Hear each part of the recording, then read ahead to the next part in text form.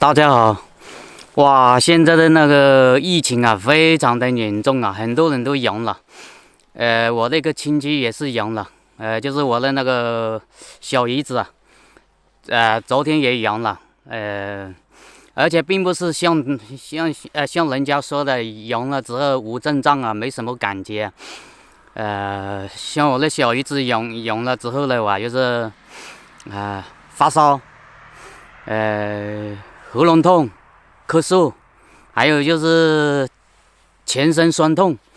像他发烧的话，今天的话就是已经烧到了39度多，都快40度了。哇，然后的话他又没有那个退烧药，就是那布洛芬啊，布洛芬又没有，因为一直都没有备用嘛，是吧？都一直认为这种药是很轻症的，大部分都无症状的嘛，是吧？所以说没有备用，所以说突然之间就是中招了，阳了，然后又发烧烧得很厉害。像发烧烧得很厉害的话，你要吃药的话，只能去医院才有退烧药，因为现在所有的药店的话都买不到退烧药，特别是那个布洛芬啊，根本就没有啊。是吧？我的话是有2盒布洛芬，但因为我的话在外地的话，也没办法一下子给他寄回去啊，远水解不了近渴啊。所以他现在烧到39度多的话，只能是去医院了，是吧？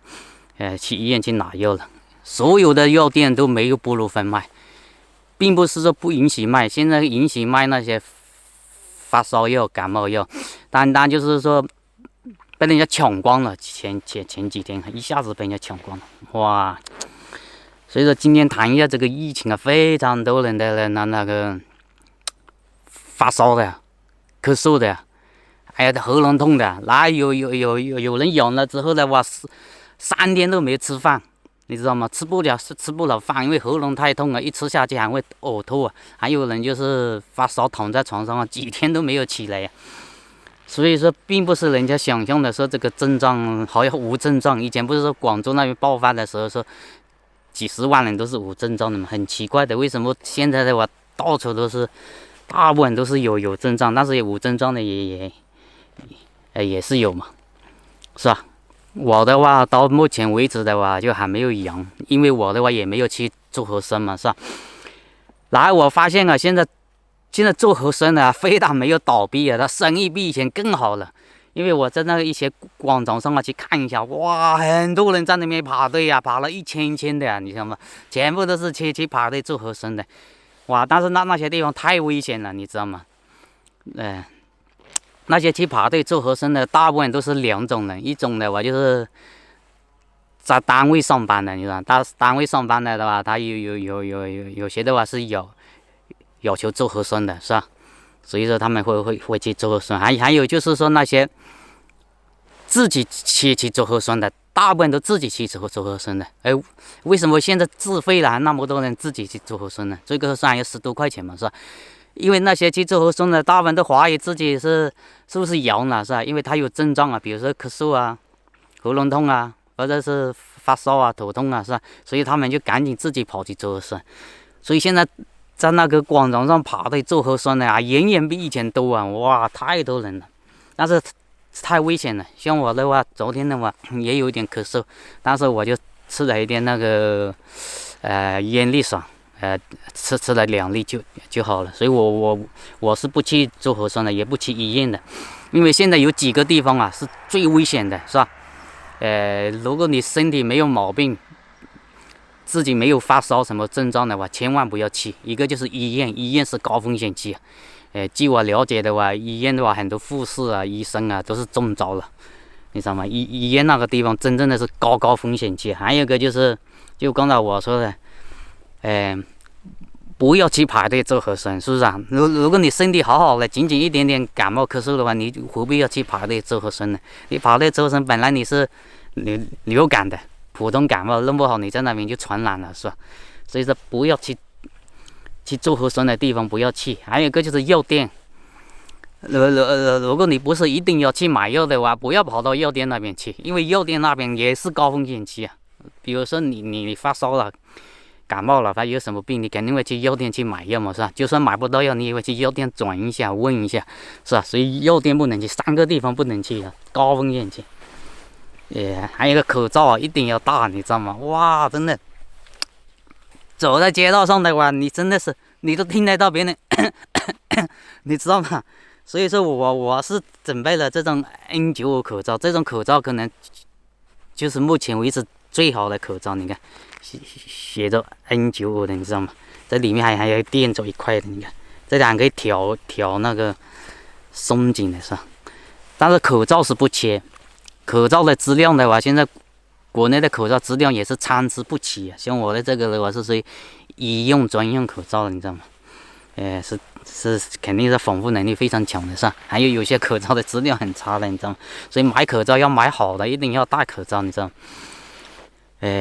还有我打电话，我回去问一下我福建的那个老母亲啊，她也没有感冒药，所以说我准备就是，给我的福建的老爸老妈，因为我的老爸老妈的话就是80、90岁了嘛，马上就90岁了嘛，所以说给他寄点药回去。像我的话就是，因为我只有2盒贝洛芬，布洛芬啊。你看，我布洛芬只有2盒，你知道吗？我也没有准备多少，你知道吗？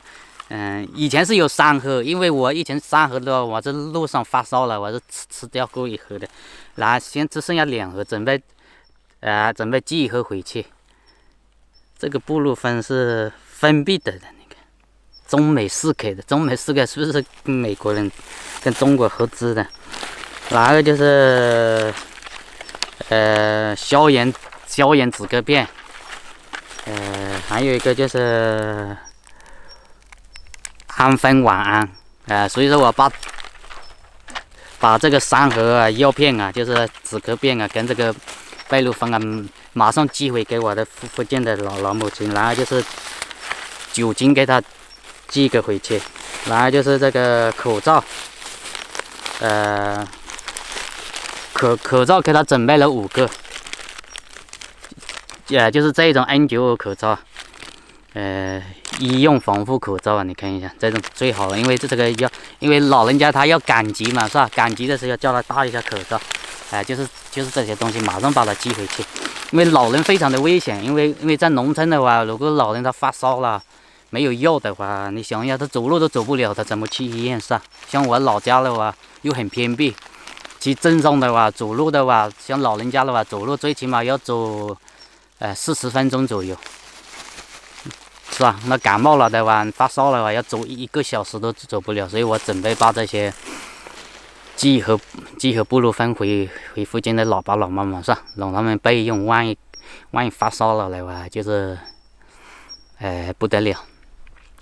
所以我今天就讲一下这个事情，就是哇，到处都是阳的，街道上都是听得到人家你知道吗？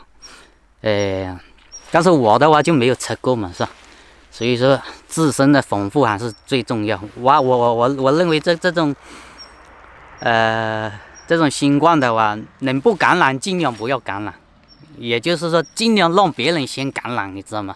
自己最后一批感染的话，就是可能你的症状就会轻很多，甚至没有症状。